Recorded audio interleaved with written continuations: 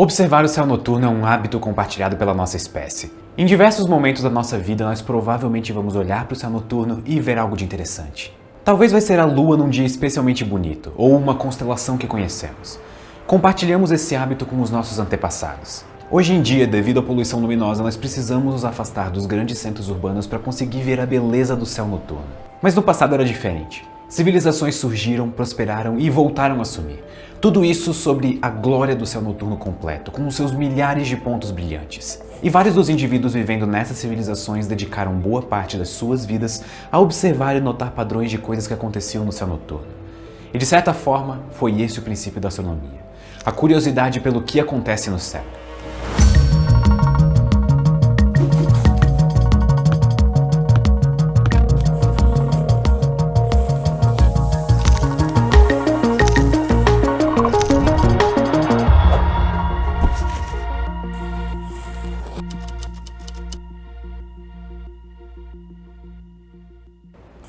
Nós vamos aqui nos focar em seguir a linha do tempo que começa nas ideias da Grécia Antiga. Primeiro porque temos muitos relatos escritos daquela época, e segundo porque as ideias da Grécia foram influentes na Europa de Newton, Kepler e outros astrônomos não menos importantes. Mas a Grécia não foi o único lugar onde a astronomia antiga se desenvolveu. Muito foi feito em todo o mundo, desde os precisos calendários feitos pelas civilizações que habitaram as Américas, como as observações de astrônomos na China e Oriente Médio. Então vamos voltar às observações do céu. De mais imediato nós temos o Sol, que brilha durante o dia percorrendo o céu de leste a oeste. E durante diferentes épocas do ano, o Sol vem a ficar mais ou menos tempo no céu. E por conta disso, o ano passa a ser dividido em 4 estações. O ano dividido em estações é essencial para qualquer grupo humano sedentário. Isso é, que desenvolveu a agricultura. E dividir a passagem do tempo através dos padrões por trás do movimento do Sol é uma ideia que parece ter ocorrido aos nossos ancestrais mais remotos. E é a base por trás dos calendários solares. O segundo aspecto mais notável do céu noturno é provavelmente a Lua. Ela aparece durante as noites, iluminando um pouco da noite com a luz que ela reflete do Sol, só que ela é bem menor e menos dramática. A Lua também apresenta os seus padrões no céu noturno. Em algumas noites ela está cheia, brilhando completamente. Depois de alguns dias ela começa a escurecer em partes, até termos a meia-lua, a lua minguante e noite sem lua. A partir daí, ela volta a se iluminar até retornar à glória da lua cheia novamente. A lua também pode ser usada como uma boa medida de passagem do tempo.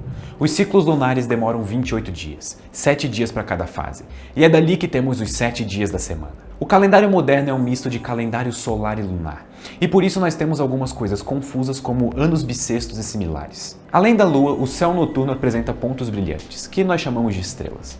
Muitas civilizações notaram que alguns desses pontos se moviam, enquanto outros ficavam parados e pareciam eternos em sua posição. Os pontos que se movem receberam um nome especial, planetas, que significa aquele que viaja. Com os planetas se movendo e o resto das estrelas, o conjunto de constelações no céu noturno parecia eterno. Mas esse não era exatamente o caso. Às vezes mudanças repentinas aconteciam nos céus, e uma das mais frequentes era o aparecimento de cometas. Cometa significa algo como estrela cabeluda, porque apareciam no céu noturno de forma inesperada, deixando um rastro brilhante atrás de si, a cauda ou cabelo do cometa. Um desses cometas apareceu nos céus noturnos em 164 antes da Era Comum, e possivelmente foi observado por um homem grego chamado Ptolomeu. Nessa época, Ptolomeu já era um homem de idade, e tinha feito diversas contribuições intelectuais tentando explicar o céu noturno e o movimento da Lua e do Sol. Para Ptolomeu, a Terra era o centro do universo, e o mundo terrestre seguia suas próprias regras, distintas do céu. A abóbada celeste era fixa e eterna, enquanto os planetas, o Sol e a Lua percorriam círculos perfeitos em torno da Terra. Nós éramos o centro do universo, e todos os astros ao nosso redor eram eternos. O problema é que Ptolomeu, por razões filosóficas, acreditava que o único movimento que os planetas poderiam fazer era um círculo perfeito ao redor da Terra.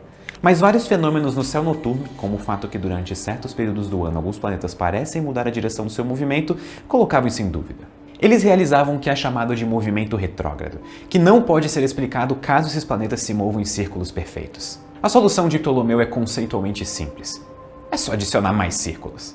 Agora, os planetas percorrem círculos perfeitos centrados em torno de um círculo principal ao redor da Terra. Em 1531, o mesmo cometa avistado por Ptolomeu retornou à Terra mais uma vez, exibindo toda a sua glória nos céus do mundo, e em particular na Europa, onde um outro pensador e astrônomo já nos seus 60 anos de idade provavelmente viu ele cruzar os céus. Esse homem era Nicolau Copérnico, e ele representa o começo do fim das ideias da Terra como o centro do universo. Não entendam errado, Copérnico não foi o primeiro a propor que o Ptolomeu estivesse errado, mas foi o primeiro a ser influente o suficiente para tornar essa ideia famosa. Copérnico provavelmente não imaginava que o cometa que ele avistou nos céus também tinha sido visto por Ptolomeu, milênios atrás, até porque cometas eram atribuídos a fenômenos atmosféricos nesse período.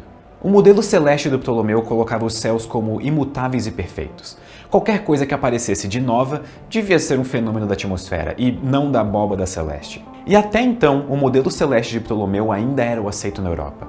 Em parte porque o Império Romano era mais interessado em ciência aplicada e depois porque a Igreja Católica, com todo o poder que ela tinha na Idade Média, manteve o modelo do Ptolomeu como uma espécie de dogma. E discordar poderia resultar em você ser julgado como um herege e possivelmente a morte.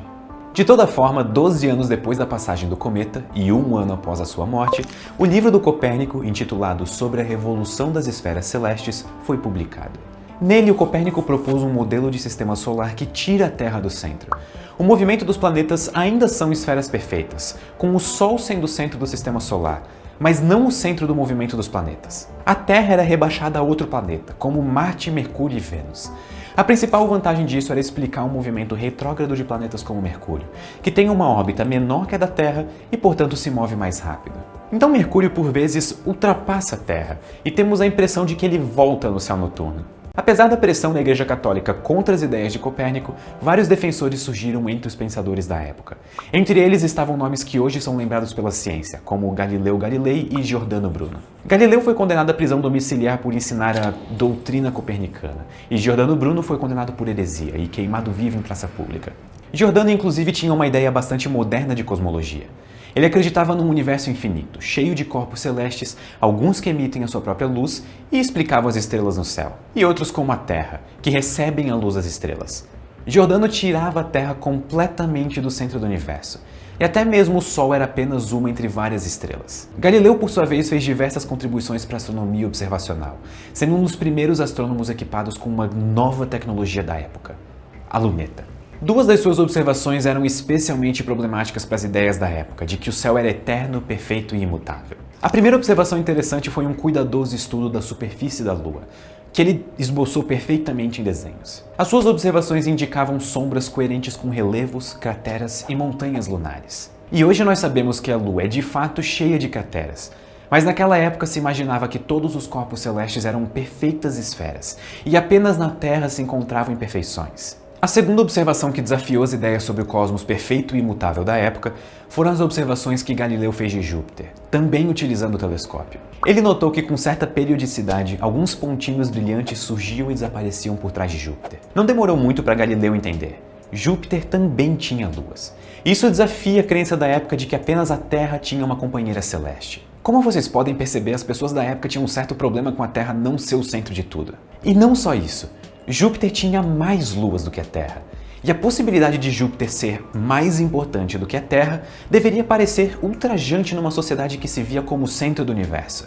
O cometa avistado por Copérnico e Ptolomeu retornaria à Terra em 1607, 2 anos após um dos livros mais importantes da história da ciência ser publicado, Astronomia Nova, do Johannes Kepler, um astrônomo e matemático. Nessa época, as ideias do heliocentrismo, a ideia de que o Sol era o centro do sistema solar e os planetas tinham órbitas perfeitamente circulares, ganhavam cada vez mais espaço, especialmente entre os pensadores da época. Mas os modelos heliocêntricos até então tinham um problema sutil, por mais que eles dessem uma explicação decente para o movimento dos planetas como vistos da Terra. Mas nenhum dos modelos de Copérnico ou dos seus sucessores tinham precisão matemática. Eles apenas davam uma boa ideia. Os planetas mais ao centro se movem mais rápido e por vezes ultrapassam a Terra, causando a aparência de se moverem para trás no céu noturno. Só que nenhum modelo dava uma previsão boa da forma da curva que esse fenômeno apresentava no céu, ou um jeito preciso de calcular a posição dos planetas no futuro. E esse foi o objetivo que Kepler decidiu perseguir: encontrar leis precisas por trás dos movimentos planetários. Essa não foi uma busca fácil para o Kepler. Ele trabalhou por décadas no problema, recorrendo aos dados do Tycho Brahe, que tinha feito as medidas mais precisas dos movimentos planetários na época. Kepler era um homem de números, e não aceitaria um modelo do sistema solar que não fosse coerente com as medidas precisas que o Tycho havia feito. E o trabalho dele culminou em Astronomia Nova, que apresentava as 3 leis de Kepler para o movimento planetário. Elas são extremamente importantes para o que está por vir, então eu vou explicar elas detalhadamente. A primeira lei de Kepler diz que os planetas do sistema solar percorrem órbitas elípticas com o Sol em um dos seus focos. Certo, para entender a primeira lei de Kepler, primeiro temos que entender o que é uma elipse. Vamos começar tentando desenhar um círculo. Nós escolhemos um ponto inicial para ser o centro dele. Por definição, um círculo em torno desse centro é o conjunto de todos os outros pontos com a mesma distância em relação ao centro. A distância do ponto central para os outros pontos é o raio do círculo. No caso de uma elipse, ao invés de um ponto inicial, nós temos dois pontos iniciais chamados de focos. Você pode fazer uma elipse colocando uma corda nos dois pontos. Com um lápis dentro dessa corda, você afasta a ponta dele e começa a desenhar. Em alguns pontos o lápis vai estar perto de um dos focos, mas nos outros ele estará longe. O que importa é que a soma da distância de cada um dos lados da corda é sempre igual, independente de onde a ponta do lápis esteja. Isso é, todos os pontos têm a mesma soma de distâncias entre o primeiro foco e o segundo foco. Agora veja o que acontece se você pegar os dois focos de uma elipse e aproximar eles cada vez mais, até um estar exatamente em cima do outro. Nós temos um círculo. E quanto mais longe nós deixarmos os dois focos, mais espichada a elipse fica. De maneira técnica, podemos dizer que uma elipse mais espichada é uma elipse mais excêntrica. Essa é a palavra certa. O ponto do meio entre os dois focos é o centro da elipse. E a maior distância do centro a outro ponto da elipse é o semi-eixo maior, que nos dá uma indicação do tamanho da elipse. Então, finalmente, nós podemos voltar para a primeira lei de Kepler. Ela diz que os planetas, sem exceção, percorrem uma elipse, e não um círculo. E um dos focos dessa elipse é o próprio Sol. Apesar disso, as órbitas dos planetas são pouco excêntricas, isso é, elas são bastante próximas de um círculo, mas não são perfeitamente um círculo. A ideia de órbitas elípticas resolve a diferença numérica das medidas do Tycho Brahe com o movimento proposto dos planetas pelo modelo heliocêntrico. Mas Kepler não parou aqui. A segunda lei de Kepler diz que se traçarmos uma reta entre o Sol e um planeta, essa reta varre áreas iguais em tempos iguais. E o que isso quer dizer? Bom, como o planeta percorre uma elipse com o Sol um dos focos, em momentos diferentes da sua órbita, o planeta está em distâncias diferentes. Mas se imaginarmos uma linha ligando a Terra ao Sol, depois de 30 dias passados, essa linha vai ter varrido a mesma área. Não importa onde da nossa órbita nós tenhamos começado a medir. Se tivéssemos começado no ponto da órbita em que estamos na menor distância do Sol, o comprimento da linha seria menor, mas a velocidade de movimento do planeta seria maior. Então, em 30 dias, teríamos percorrido uma certa área. Agora, se repetirmos a medida começando do ponto mais distante da nossa órbita, a velocidade do planeta é menor porque ele está mais distante, mas o tamanho da linha é maior, e dessa forma, a área varrida por essa linha seria a mesma do caso anterior. E por fim, a terceira lei de Kepler diz que o quadrado do período da órbita é proporcional ao cubo do maior eixo da elipse. Essa pode parecer a mais estranha, mas a terceira lei de Kepler é uma relação matemática que associa o tamanho da órbita de um planeta com o período dela de uma forma precisa. O período da órbita é o tempo que o planeta demora para percorrer ela. No caso da Terra, percorrer a nossa órbita, ou seja, dar uma volta no Sol, demora 1 ano. Já Mercúrio percorre sua órbita em apenas 88 dias. A terceira lei de Kepler dá a seguinte fórmula matemática. Pegue o período da órbita e eleve ao quadrado. E depois divida esse valor pelo cubo do maior eixo da elipse. O resultado desse valor é constante e não depende do planeta. Ou seja, a razão desses valores é a mesma para a órbita da Terra, de Júpiter, de Mercúrio e de todos os asteroides do Sistema Solar. Outro jeito de ler essa fórmula é o seguinte. O período da órbita ao quadrado é igual a uma constante vezes o cubo do semi-eixo maior. Dessa forma, se a distância entre a órbita e o centro da elipse dobrar, o período orbital vai aumentar em 2,87 vezes. E o que eu quero reforçar aqui não é como essa conta é feita, mas a grande diferença entre as leis propostas por Kepler dos outros modelos do Sistema Solar. Com apenas 3 leis simples, Kepler nos deu um jeito de fazer contas e previsões sobre planetas e corpos celestes orbitando o Sol. O modelo dele é simples e matematicamente preciso ao mesmo tempo, o que era basicamente inédito na astronomia até aquele ponto. Mas espera aí, o que é isso no céu? É o mesmo cometa que nós vimos passar outras vezes no céu. E ele está passando novamente, e não é por acaso. Esse mesmo cometa, visto por Ptolomeu, Copérnico e Kepler, retornaria em 1682, 5 anos antes de um dos livros mais importantes da história da física, o Principia de Newton, onde ele expõe as suas 3 leis do movimento e a famosa teoria da gravitação universal. A principal ideia por trás da teoria da gravitação de Newton é possivelmente a ideia mais importante de toda a física. E para entendermos isso, nós temos que entender os 2 grandes problemas sobre os quais Newton refletia no século XVII. O primeiro problema era um problema de astronomia. deduzir as leis de Kepler utilizando princípios matemáticos mais simples, ou, de outra forma, explicar por que os planetas se movem como eles se movem. Uma pergunta relativa ao mundo dos céus, inalcançável e sem nenhuma aplicação, além de calendários mais precisos, possivelmente. O segundo era um problema mais prático, que era a questão de trajetórias balísticas e movimentos de corpos no geral. Isso é, qual é o trajeto que uma bala de canhão faz depois de disparada? Por que objetos jogados para o alto caem? O que acontece quando duas pedras batem uma na outra? Como os corpos que nós convivemos no dia a dia ganham e trocam velocidades? Esse problema era plenamente mundano e tinha aplicações diretas no nosso mundo. Newton já estava muito próximo de resolver o segundo problema. Falamos sobre suas leis no capítulo anterior desse curso e como elas explicam o movimento dos corpos usando força e aceleração. Em geral, a força aplicada em um corpo é igual à massa do corpo vezes a sua aceleração. Essa é a famosa relação F igual a ma. E como vimos no capítulo anterior sobre movimento, se nós sabemos a aceleração de um corpo, nós sabemos como ele se move. Então, as leis de Newton nos dão a seguinte informação. Se sabemos a força que atua num corpo, sabemos como esse corpo se move. Para resolver os problemas de movimento dos planetas, tudo que Newton precisava era descobrir qual era a força que movia os planetas. E tudo que o Newton precisava para entender por que objetos caem e saber calcular a trajetória de uma bala era saber qual era a força que puxava os objetos para baixo aqui na Terra. A grande realização de Newton foi a seguinte. Esses dois problemas eram um só. Essas duas forças eram a mesma força. Isso é, a força que atrai a bala de um canhão para o chão ou faz uma maçã cair de uma árvore é a mesma força que faz os planetas orbitarem o Sol. A força da gravidade. De outra forma, matéria atrai matéria. A matéria numa bala de canhão é atraída pela matéria da Terra. E de acordo com a terceira lei de Newton, a bala de canhão atrai a Terra com a mesma força que ela é atraída pela Terra. Mas já que a bala tem bem menos massa do que a Terra, é a bala que acaba se movendo de uma forma mais notável. Da mesma forma, a imensa massa do Sol atrai todos os planetas ao seu redor, mas esses planetas estão se movendo em altíssima velocidade. Então, ao invés de simplesmente caírem para o Sol como uma maçã cai de uma árvore, eles se movem para o lado mais rápido do que eles caem para o Sol. Dessa forma, eles estão eternamente caindo no Sol. E isso que é uma órbita, é cair eternamente. E é por isso que astronautas não sentem o seu peso. Ao contrário do que muitas pessoas imaginam, existe gravidade na estação espacial. Mas os astronautas estão caindo 100% do tempo. Eles só nunca param num chão para sentir o peso deles. Nem você sente a gravidade para ser preciso. O seu peso é a reação do chão que te impede de cair para o centro do planeta. O que você sente é a força que o solo faz para te segurar. Esse é realmente o tipo de questão que te faz parar para pensar no sentido da vida. Ok, então essas são as ideias iniciais por trás da gravidade. Uma explicação para como as coisas caem e como os planetas se movem. Mas antes de entrarmos nos detalhes, eu quero tentar passar a ideia do quão monumental isso foi para a física. A ideia da gravitação universal marca uma mudança drástica de paradigma que nunca mais saiu da ciência.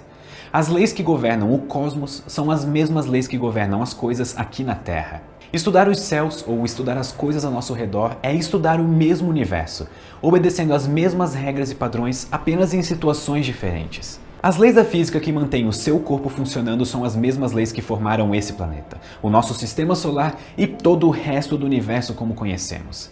Essa mentalidade rompe com as ideias clássicas de um mundo terrestre imperfeito, cercado pela abóbada celeste perfeita. Com Newton nós começamos a entender que somos apenas parte de um todo, que nós chamamos de universo. Deixem essa ficha cair por alguns segundos. Ok, então agora entendida a magnitude da ideia de Newton, vamos entender ela e as coisas que ela explica. Como já vimos, tudo o que precisamos para descrever como objetos se movem é a força aplicada sobre eles. E a lei da gravitação universal de Newton é simplesmente a expressão para a força da gravidade. A força da gravidade é a massa dos corpos multiplicadas, vezes uma constante, dividido pela distância deles ao quadrado. A constante que multiplica a fórmula da força é chamada constante da gravitação universal, denotada frequentemente como um G maiúsculo. As massas dos corpos são escritas como M minúsculo e M maiúsculo. O M maiúsculo em geral fica para massa maior, o que faz bastante sentido se você parar para pensar. E isso tudo dividido pela distância dos centros de massa ao quadrado, indicando que quanto mais longe os dois corpos estão, mais fraca é a atração da gravidade. E essa força fica mais fraca com o quadrado da distância.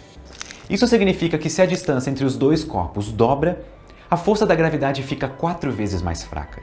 Se a distância triplica, a força fica 9 vezes mais fraca.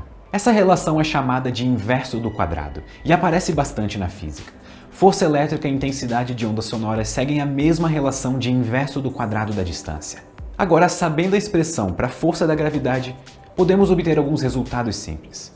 O caso mais simples é de um objeto caindo na superfície da Terra, como por exemplo, uma maçã caindo de uma árvore.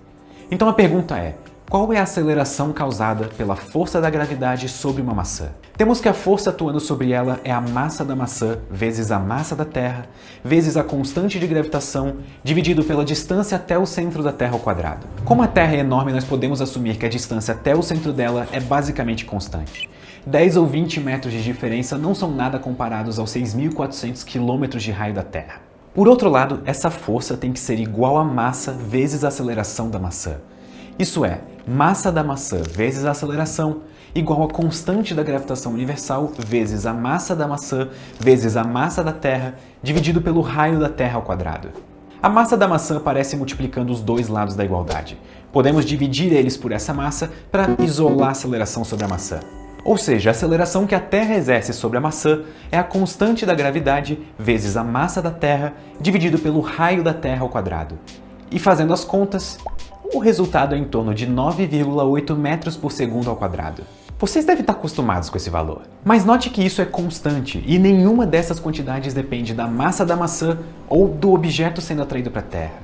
Ou seja, a aceleração na superfície da Terra é igual para todos os corpos. Exceto pela resistência do ar, um martelo e uma pena cairiam com a mesma aceleração em direção ao chão. Inclusive, esse experimento foi feito na Lua e é um dos vídeos mais legais que eu já vi. Então a força que a gravidade exerce na superfície da Terra é a massa de um corpo vezes essa aceleração de 9,8 metros por segundo ao quadrado, denotada com um g minúsculo. E essa força é chamada de força-peso.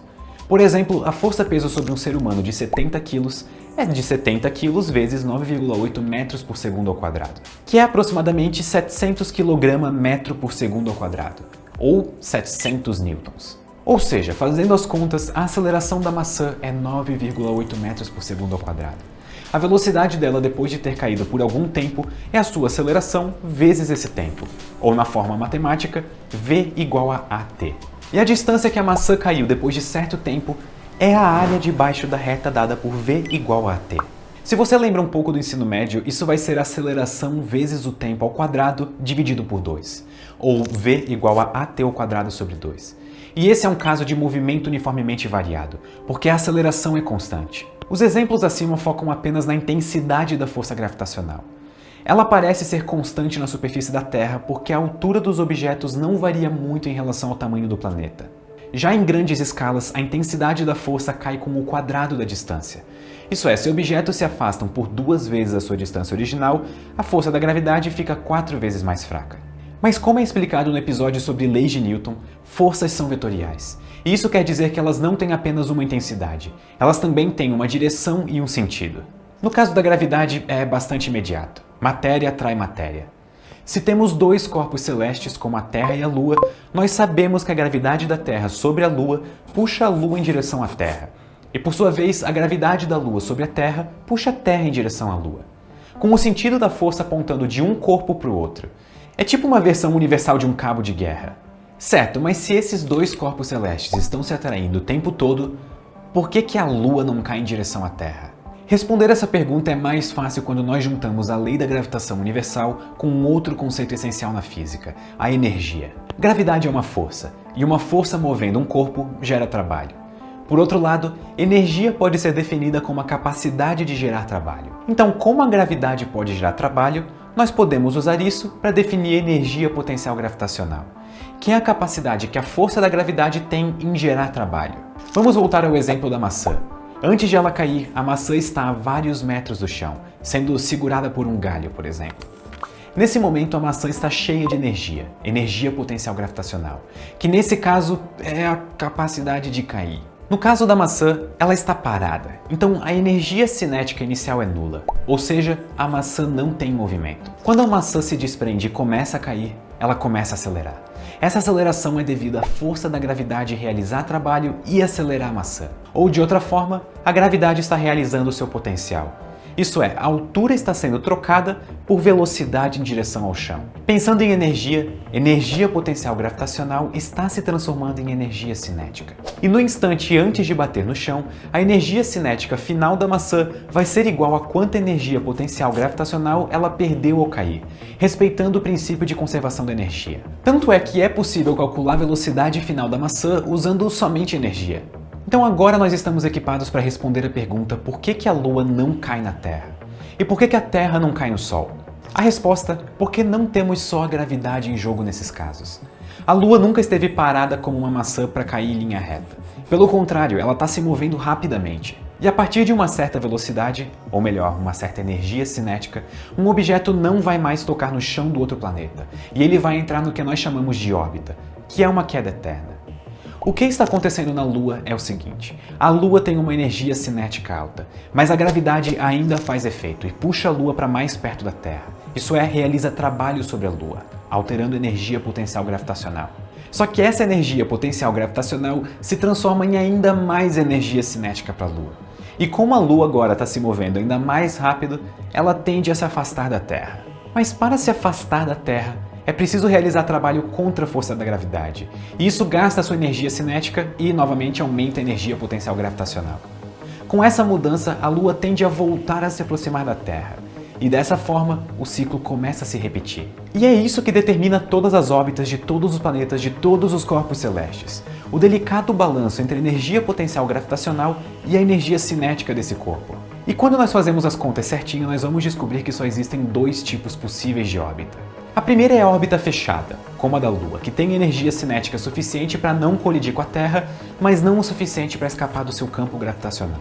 E o outro caso é quando a energia cinética é tão alta que o corpo consegue escapar da gravidade da Terra. É como um cometa qualquer vindo do espaço distante, passando próximo ao nosso planeta, tendo a sua trajetória desviada e em seguida retornando ao espaço distante sem ficar preso pela gravidade da Terra. Algumas das contas envolvendo gravidade são relativamente simples. Na superfície da Terra, a distância entre corpos não varia de forma significativa e podemos ignorar o fato de que a maçã também atrai a Terra gravitacionalmente, porque essa atração é muito pequena em relação à massa da Terra. Por outro lado, explicar órbitas e movimentos dos planetas usando as leis de Newton e gravitação universal é uma tarefa bem mais complicada. Tão complicada que Newton acabou meio que desenvolvendo uma nova área da matemática especificamente para resolver as contas que a própria teoria dele gerava. Newton é um dos pais do cálculo diferencial integral, uma teoria matemática extremamente poderosa ensinada a todos os alunos que optam por cursos de exatas hoje em dia. Mas resolver essas contas é totalmente possível, como primeiro demonstrado por Edmund Halley. Ele teve um papel muito importante na vida de Newton. Foi ele quem incentivou Newton a compilar suas ideias e publicar o livro que continha as leis de Newton e a gravitação universal, Princípios Matemáticos da Filosofia Natural. O Principia, como ele é chamado na tradução original, é um dos livros mais importantes da história da física, e foi publicado 5 anos após a passagem de um cometa no céu noturno. Halley estava particularmente interessado em estudar esses fenômenos e coletou os dados das observações das últimas 3 passagens de um cometa, que ele acreditava serem todos o mesmo cometa. E com as ferramentas matemáticas de Newton, junto com as 3 leis e a gravitação universal, Halley mostrou que de fato os cometas observados em 1531 por Copérnico, 1607 por Kepler e 1682 por ele e por Newton eram de fato o mesmo cometa. E mais, eles tinham uma órbita fechada em torno do Sol, passando próximo da Terra a cada 75 anos. Hoje nós conhecemos esse cometa como o Cometa Halley. O resultado do Halley era uma prova extraordinária do poder que as teorias de Newton tinham em prever o movimento dos corpos celestes. E não seria a última. Nos séculos seguintes, inúmeros físicos utilizaram as ideias de Newton para estudar tanto o sistema solar quanto os planetas e outros objetos orbitando o Sol, e até mesmo o movimento dos corpos mundanos aqui na Terra. Até mesmo aparentes erros na teoria de Newton se mostraram acertos extraordinários. Por exemplo, a órbita do planeta Urano, observado pela primeira vez em 1781, que não estava de acordo com o previsto pela física newtoniana. Uma das possibilidades era de que Newton estava errado, e a outra era que essa diferença na órbita era uma perturbação causada por um 8º planeta no sistema solar, mais distante do que Urano. E não muito tempo depois, esse 8º planeta do sistema solar foi descoberto, exatamente como previsto pela física newtoniana, e nós chamamos ele de Netuno. Newton é possivelmente o maior físico de todos os tempos, e o Principia representa uma revolução no jeito que nós pensamos em física. E mesmo alguém do calibre de Newton entendeu a principal verdade por trás da ciência. Se eu vi mais longe, foi por estar sobre o ombro de gigantes. E o que ele diz por isso é que ciência é fundamentalmente colaborativa. Até o nosso entendimento atual da física newtoniana é resultado do trabalho e desenvolvimentos feitos por diversos cientistas e pesquisadores do mundo todo, cada um deles se baseando no trabalho de outros que vieram antes deles. Colaboração é o único caminho certo para o avanço do conhecimento humano. E isso conclui o capítulo sobre gravitação universal e as leis de Newton no céu. Esse curso está decolando muito rápido e eu estou extremamente feliz por poder compartilhar essas informações com vocês. Não se esqueçam de se inscrever no canal e ativar o sininho para serem os primeiros a saber quando os próximos capítulos do curso de Física Básica do Ciência Todo Dia forem postados. E se quiserem também me sigam nas redes sociais que estarão na tela. Eu estou ansioso e vejo vocês no próximo capítulo. Muito obrigado e até a próxima.